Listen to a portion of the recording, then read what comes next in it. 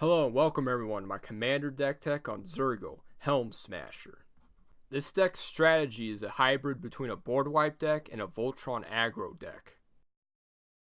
So why should you use Zurgo? Voltron and aggro decks have a big problem in EDH. Dealing either 21 commander damage or 40 damage to 3 players is incredibly difficult. Even if your commander or creatures are able to kill a player in one hit, they'll still take 3 turns to defeat all your opponents. The chances that one of them doesn't have a way to deal with you or your board is highly unlikely.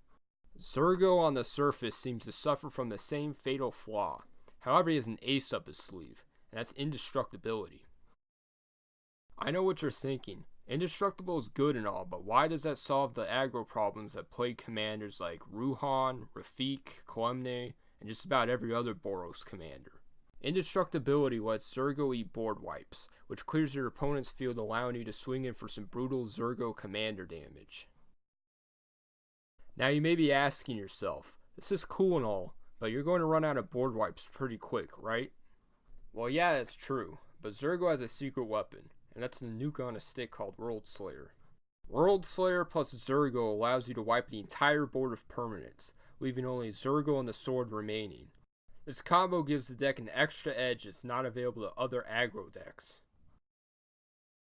Here are some of the pros of running this deck. Having your commander start off at 7 power allows you to kill an opponent with just 3 attacks.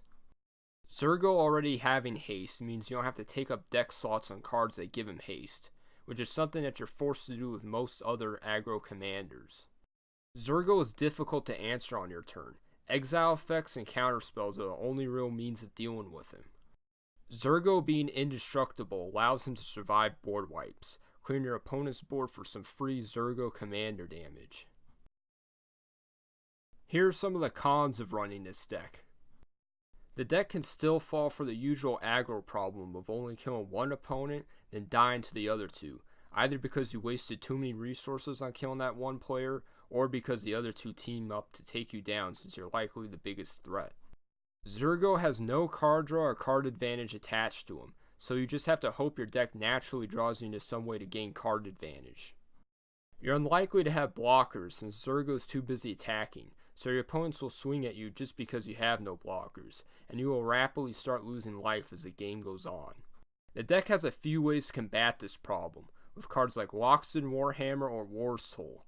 However, the best way is simply taking out any players that you're having or will have trouble with, or you could just put so much pressure on your opponents that they can't afford to swing in and not leave blockers back. Here are the cards that I put in this deck. This is an aggro / Voltron deck, so it utilizes a variety of equipment to pump up Zurgo to deal lethal commander damage to your opponents. Champion's Helm protects Zurgo from targeted removal while giving him a nice bump of +2/+2. I decided to use Champion's Helm over the usual Hexproof and Shroud equipment, Swiftfoot Boots and Lightning Greaves, since the haste on those 2 equipments is useless because Zurgo already has haste.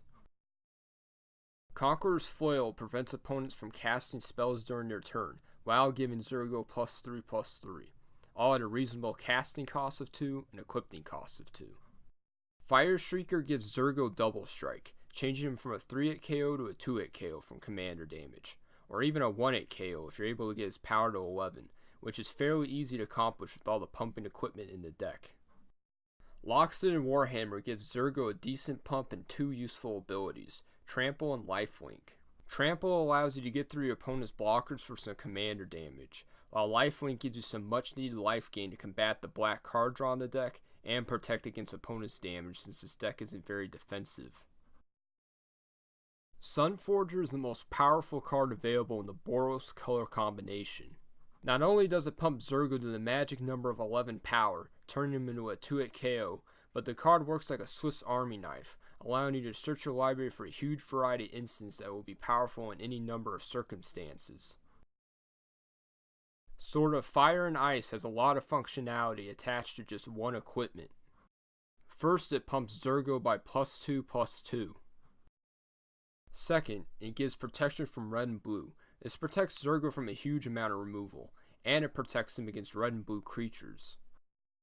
It deals 2 damage to any target whenever the equipped creature deals combat damage to a player, which is good at blowing up low toughness creatures. It draws you a card whenever you deal combat damage to a player, which gives the deck some much needed card draw. This card is fantastic, however it does cost $55, so if it's too expensive for you, a good budget alternative is Mask of Memory, which draws cards too. And the card draw part of Sword of Fire and Ice is the main reason why it's in the deck. Sword of the Animus is an amazing ramp attached to an equipment. Being able to search up a basic land every combat gives you access to a ton of mana each turn, and sets you up for powerful combinations of plays in a single turn. I use Trailblazer's boots instead of the typical unblockable equipment Whisper Silk Cloak because you don't want Zurgo to have Shroud, since you won't be able to equip any more equipment on him once he has the cloak on. Plus Trailblazer's boots being one less mana makes it a little more efficient. World Slayer is the equipment that the deck is named after and based on. If you trigger its ability while attached to Zurgo, it's pretty much GG. About the only way your opponents can deal with this is if they play an untapped land that produces white and use Swords to Plowshares or Path to Exile on Zurgo. Speaking of wiping the board, that leads me to the next section. Zurgo is indestructible on your turn, making him immune to your board wipes, while wiping your opponent's board of creatures.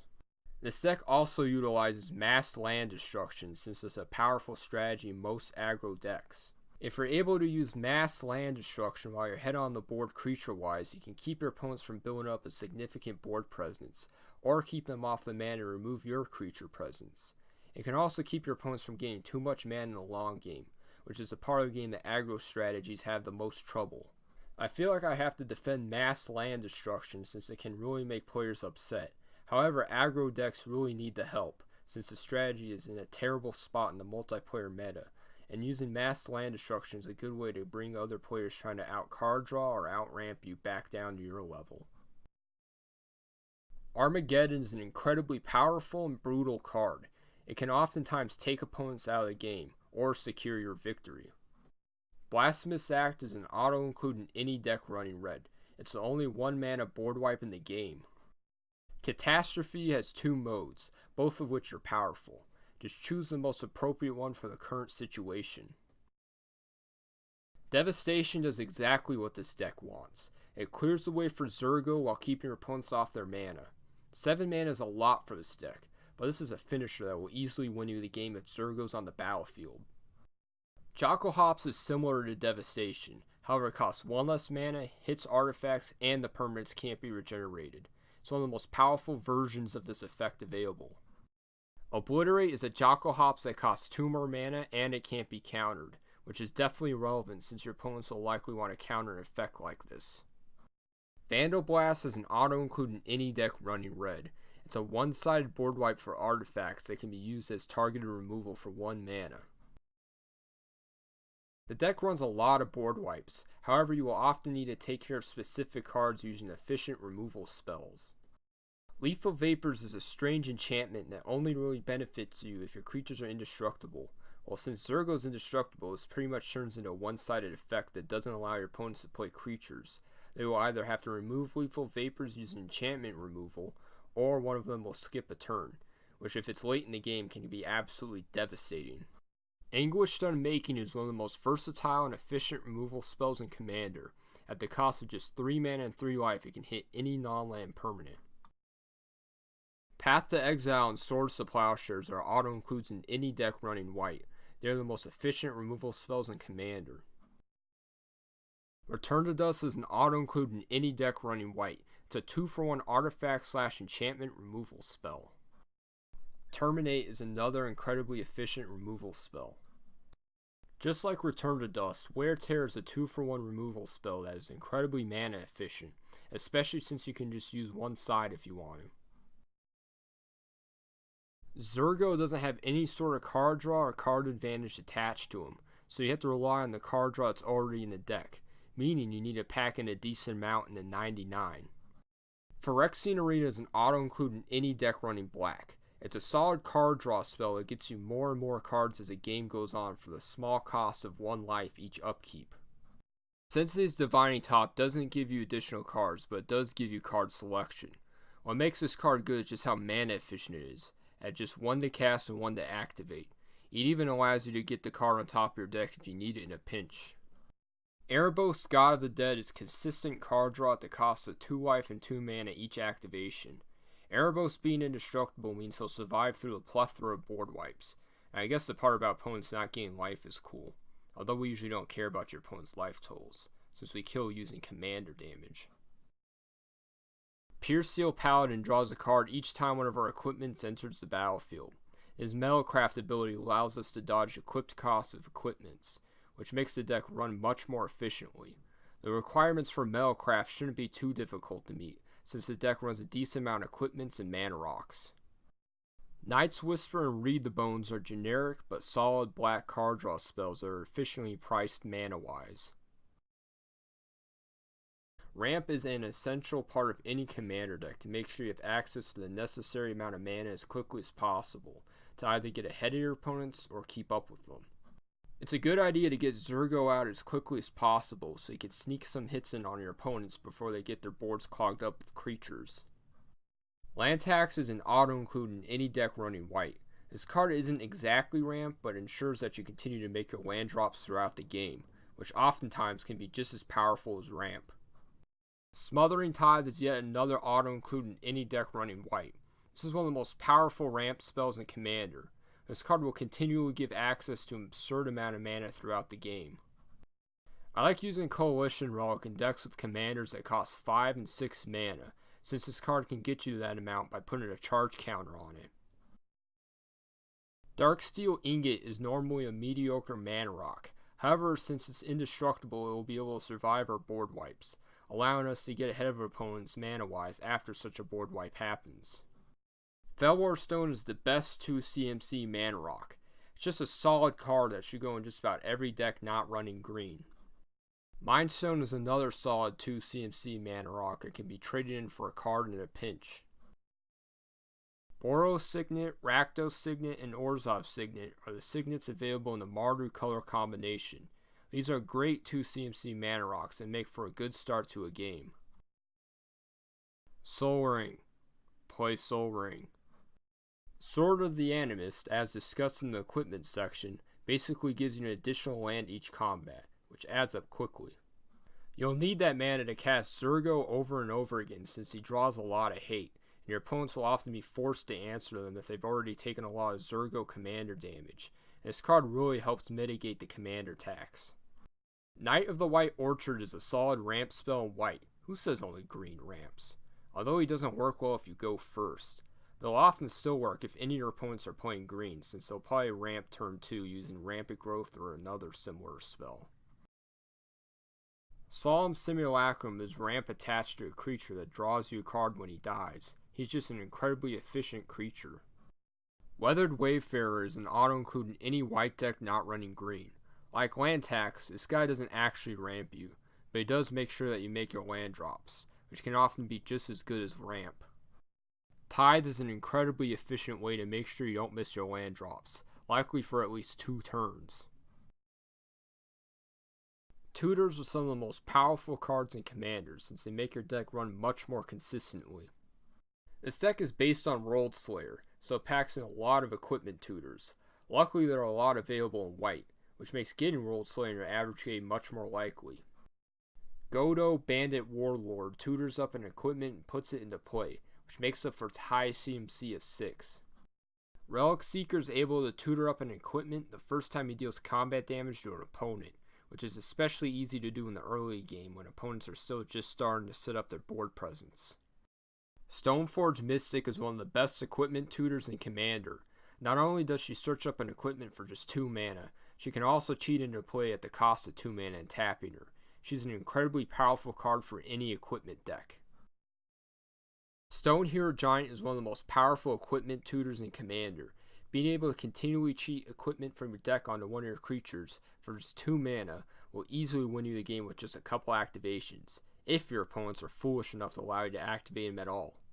Demonic Tutor is an auto-include in any deck running black. It turns into any card in your deck for the low cost of 2 mana. It's simply the best card in every situation, making it the best card in Commander. Open the Armory and Steel Shaper's Gift are simple equipment tutors. They're efficient and effective. Enlightened Tutor is an auto-include in any deck running white. especially in this deck since it's so reliant on equipment. Even just tutoring up a Soul Ring turn 1 is incredibly powerful. This card is simply amazing. Vampiric Tutor is another powerful tutor that goes in every deck running black. Unfortunately, the card's current high price is incredibly prohibiting. I personally don't want to spend that much money on one card in every deck running black, so I've stopped putting it in my decks. But you should definitely run it if you're able to. Although Zurgo is indestructible on your turn, that doesn't mean he can't easily be killed on your opponent's turns. Like most aggro decks, this deck is weak to removal, since we can't counter spells, and we have to put a ton of permanents on the board to put pressure on your opponents. The deck needs ways to protect our permanents, and board protection is something that this deck is well equipped to use. Champion's Helm gives some much needed hexproof to Zurgo. Both Conqueror's Flail and Grand Abolisher keep your opponents from doing anything annoying on your turn, like countering your spells or exiling Zurgo. Avacyn Angel of Hope gives our whole board indestructible, turning all of our board wipes into one-sided board wipes, which easily sets us up for a win. Mother of Runes is an incredibly efficient way to give color protection to Zurgo each turn cycle, for defensive purposes like dodge and removal, or offensive purposes like getting through blockers. Boral's Charm gives your whole board indestructible, which when combined with one of the powerful board wipes will likely ensure your victory. Also, randomly giving Double Strike to Zurgo can be devastating when hitting an opponent, especially if they already have 7 Zurgo damage. And I just feel bad for the poor sap that gets hit by Boral's Charm when they're at 4 less life. What a terrible way to go, getting burned out in a commander game. Teferi's Protection is one of the most powerful cards in white. It's basically a big middle finger to your opponents whenever you cast this card. It will save your butt many times, and it really helps that it can be tutored up using Sunforger. These are the cards that didn't fall under any of the previous categories. Blind Obedience makes putting out blockers for Zurgo incredibly annoying for your opponents, plus getting some extra life from Extort's always nice. At the low cost of 1 mana, Sigar's Aid makes your equipment's initial equipped cost 0, which makes the whole deck run much faster. War's Toll makes keeping up removal incredibly awkward for your opponents. They usually have to just keep mana rocks or mana dorks up if they have any, and it makes attacking and defending very awkward too. When I first got this card, I was skeptical on how good it would be. However, every game I use it in leads to groans and moans from my opponents, or it just immediately eats a removal spell, so I think that means it must be pretty good. Nahiri the Lithomancer's +2 makes a soldier that can be equipped when it's made, which isn't too exciting. It's basically just a blocker for Nahiri since Zurgo will be too busy attacking to block for her. Her -2 is the only effect in the deck that can recur equipment from the graveyard, and it can also cheat equipment into play from your hand. Her -10, if you can manage to get to it, creates an equipment that when equipped to Zurgo turns him into a 1-hit KO against your opponents. These are the lands that I run in the deck. Arid Mesa, Bloodstained Mire, and Marsh Flats are the fetch lands in the Mardu color combination. The appropriately colored fetch lands should be played in every deck, unless if you're a rich maniac that wants to play off-color fetch lands too. Sacred Foundry, Blood Crypt, and Godless Shrine are the lands that you'll be fetching up. They're basically the original duels just at a reasonable price. Clifftop Retreat, Dragon Skull Summit, and Isolated Chapel are the check lands in the Mardu color combination. Check lands are decent lands that will usually come into play untapped, and are pretty cheap price-wise. Battlefield Forge, Sulphurous Springs, and Caves of Coilless are great lands that come into play untapped at the low cost of Pain of Life every time you tap them for colored mana. Command Tower goes in every multicolored deck. City of Brass and Mana Confluence go in every multicolored deck. They're just redundant command towers with the low cost of paying 1 life whenever you tap them for mana. Exotic Orchard is a great land that should be played in every deck running 3 or more colors. It's usually just another command tower, but even if it taps for just 2 colors of mana, you just got yourself an untapped dual land. Reflecting Pool is another land that is likely a redundant command tower, although this one doesn't do anything on turn 1. Luxury Suite is the only Battle Bond land available in the Mardu color pairing. Battle Bond lands are excellent and should be played in every deck that can run them. Flagstones of Trocare is a land that can search up a plains when it gets destroyed, which is definitely a possibility with the amount of mass land destruction that we run in this deck. Urborg Tomb of Yawgmoth is an auto-include in any deck running black, just makes your land base a little more consistent. Shizu Death's Storehouse and Rogue's Passage give Zurgo evasion, allowing him to sneak in for some commander damage. Cascading Cataracts and Darksteel Citadel are indestructible lands that are in the deck to survive the mass land destruction that we use. 2 mountains, 10 plains, and 2 swamps are the number of basics that fill up the rest of the land base in the deck. We want to run a decent chunk of basics for land tax. I want to thank you for watching my deck tech on Zurgo Worldslayer. I'd appreciate it if you smash that like button, comment, and subscribe. And again, thank you for watching.